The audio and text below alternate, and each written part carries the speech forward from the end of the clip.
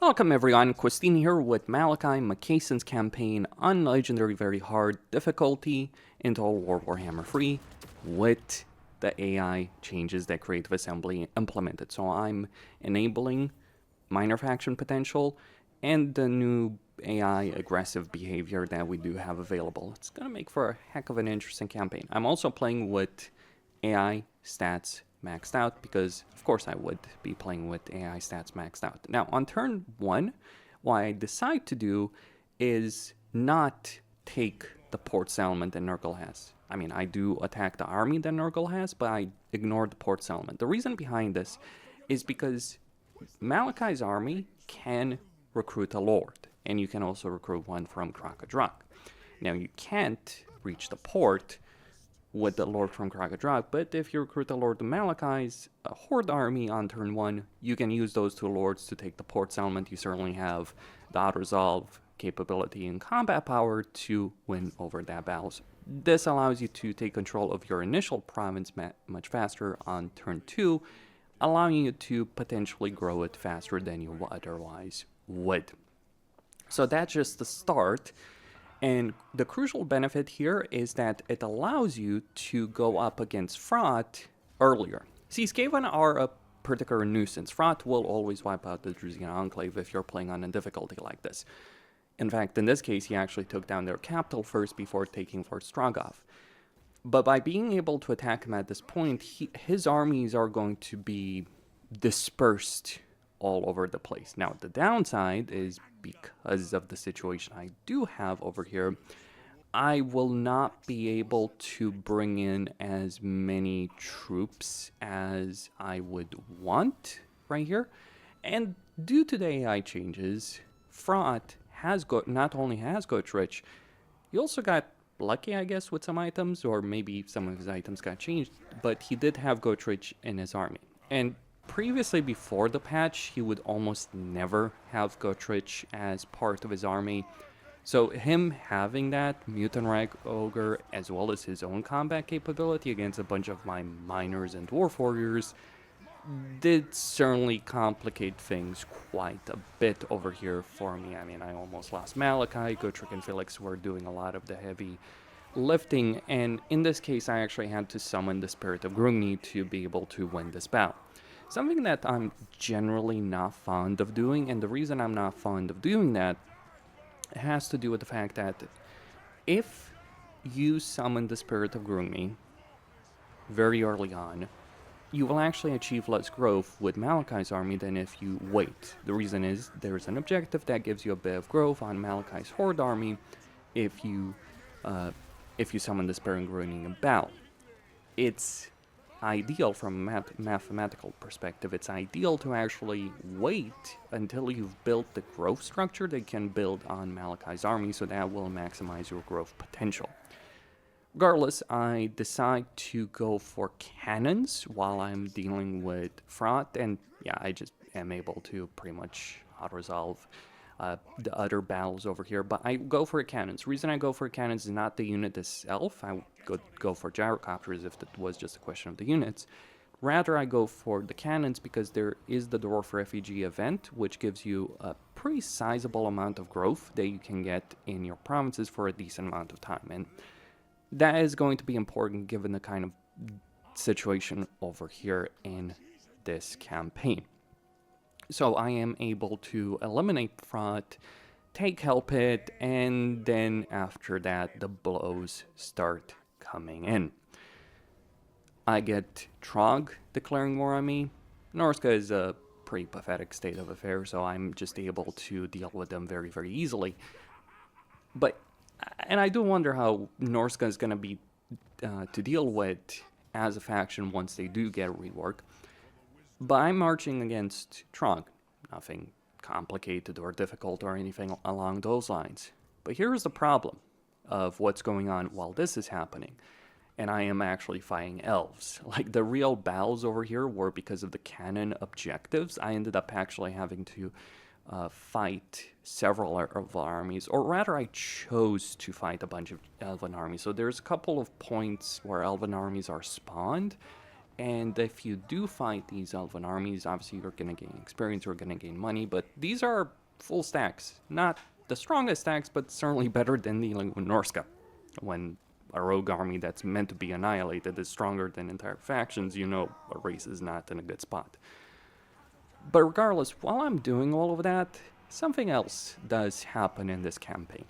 So I get declared war on by Wulfric, by the Varg, and by Arbol the Undefeated, which is certainly going to make things interesting. Also, I do go deal with the Elven Dragon, which is the final objective of the canon questline. It's a brutal battle. I do certainly take heavy casualties, but all the same, like, I managed to pull through, win that, get all my canon benefits, and move on to another adventure involving the gyrocopters. Which at this point in the campaign, like, I do this just as Wulfric declares war on me, but I have Arbol just marching on Prague, obliterating it at this point. He's soon gonna declare war on me. I have the Varg. Thankfully, if there is a silver lining in this entire situation, is that Boris Ursus seems to be doing quite well against Archaon. So that is the one silver lining over here, because things are about to be more complicated in just a bit. As soon as Arbol declares war on me, he marches directly on Helpit, which I had long since taken by this point, was even developing it as a settlement. Thankfully, he takes it over as opposed to razing it to the ground. But yeah, I do get Arbol, I do get Astrogoth, I do get to deal with Wulfric, and I also want to deal with Azazel. So keep in mind what I'm dealing with in this campaign, and this is like within the first 20 turns of this campaign. I'm dealing with both Norscan Legendary Lords, a minor faction of Norska, Azazel, so that's 4 Legendary Lords, with 2 minor factions. I get Astrogoth coming in. Now, Astrogoth's army actually ended up being rather irrelevant in the grand scheme of things, but it's still forces on the campaign map that do require me to invest quite a bit of time and effort. Now, thankfully, I am able to deal with Wulfric fairly easily, either auto-resolving things or attacking one of his armies when that has very few units in it. He does have a lot of reinforcements coming in, but I'm able to kill the Lord there, to kill that initial force, that small force, and just lay siege. And yeah, Norska is a joke in sieges, but the thing is, honestly, they could have done a good amount of damage here had they just marched against me. The problem with sieges for the AI is not walls or anything like that. It's really behavior and pathfinding. Those are the 2 key issues. When people talk about ladders being an issue in a campaign or in battles, you gotta understand ladders themselves are not the problem. It's the interaction of units with ladders and AI behavior with regards to ladders, and just in general AI behavior. Now, I do start getting multiple armies of Arbol just marching in against me at this point, but thankfully I am able to ambush him and wipe him out in the process. So keep in mind though that he did basically send 3 full freaking stacks against me, and whilst many of these stacks just had Marauders of Khorne and all that kind of stuff, Arbol is still a damn nasty affair. I probably could have won even if I hadn't ambushed him, but I basically had to recruit the Gyro Bombers from Malakai's Adventures, as well as being able to get a bunch of regiments renowned and Grudge Settler units. So that's how I was able to beat Arbol without Malakai's army being directly involved in that process. But yeah, certainly that is a lot of resources. Regardless, I am able, certainly with this number of enemies, to complete my Ages of Reckoning very quickly. I'm able to get a lot of grudges very, very quickly, complete the quest battles, all that. And I do get lucky in the sense that Arbol just kind of suicides his guys against my Gyro Bombers. Like, he's just got his units running around like headless chicken. Either way, that is a significant win over there.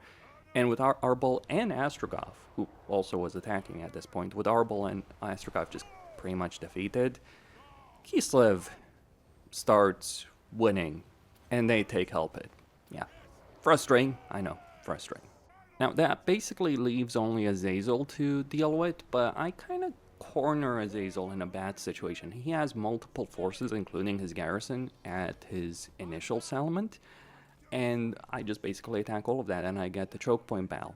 I also have Vanguard deployment on Gotrek and Felix, and so through that, I am just able to send Gotrek and Felix directly into the fray so they can distract Azazel, or his initial army, and just position my Iron Drakes, position my Gyrocopters, all that. By the way, Iron Drakes are really good in auto-resolve. I'm not quite sure why they are, but all the same. I think it has to do with their level of leadership armor and maybe melee stats. I'm not quite sure. Obviously, Iron Drakes are not good in melee, but they surprisingly have, on paper, decent melee stats. So obviously that's counteracted by the fact that they have low model count. But yeah, I'm just able to form up a really, really good choke point over here with Malakai. And that's just kind of like the first 20 turns of the campaign that I'm able to achieve all of this. And this is the thing that people should know. When you're playing a campaign like this, you can't just screw around and just, take your time and all that. You gotta go in there, go aggressive, rely on post-battle loot to keep your economy going, rely on those quest battles. I'm also getting the deeps in this campaign, to be sure, and I'm looking to get Ulrika. I've also gone down a research path in order to give myself various construction benefits, but I'll cover that probably at the beginning of the next video, research and all that kind of stuff. But yeah, I'm getting the deeps because the deeps can improve your faction-wide income for every single one of them, and it's a stacking effect, and that's why I'm doing it. It does take a lot of investment, but all the same, it does really work out. So yeah, by turn 25 in this campaign, I'm in a really, really good and strong position. Now, of course, this is where the real adventure starts kicking. I don't actually destroy Wulfric because I prefer to have him alive for a while. Because if I do destroy him, chances are I'm going to have to deal with Be'lakor and other people, and I kind of have different priorities than dealing with that at the moment. Though, one downside in all of this, in this campaign, there are certain Dwarven campaigns where the stars align and all the legendary lords not only survive, but they do very well, right? So you get Grombrindle and Thorgrim in particular are in the danger zone in most campaigns, because they're the ones that can be wiped out easiest. Well, what ends up happening in this specific campaign is both Grombrindle and Thorgrim get wiped out before I'm able to confederate them. Now, I'm not bemoaning so much the loss of Thorgrim, though Karis Zakarak is pretty good. Rather, I'm bemoaning the loss of Grombrindle. Obviously, I can still confederate him for a skill line, but, just one of those things where I'm not going to be able to establish a presence there. So, I think we're in for a hell of a journey in this campaign, because I am certainly going to go there and beat the crap out of Malekith. Eventually. Got different objectives at the moment, like trying to help Boris Ursus, for instance, to finish off Archaon, dealing with demons, organ guns, getting thunder barges, etc. Questline, signing out.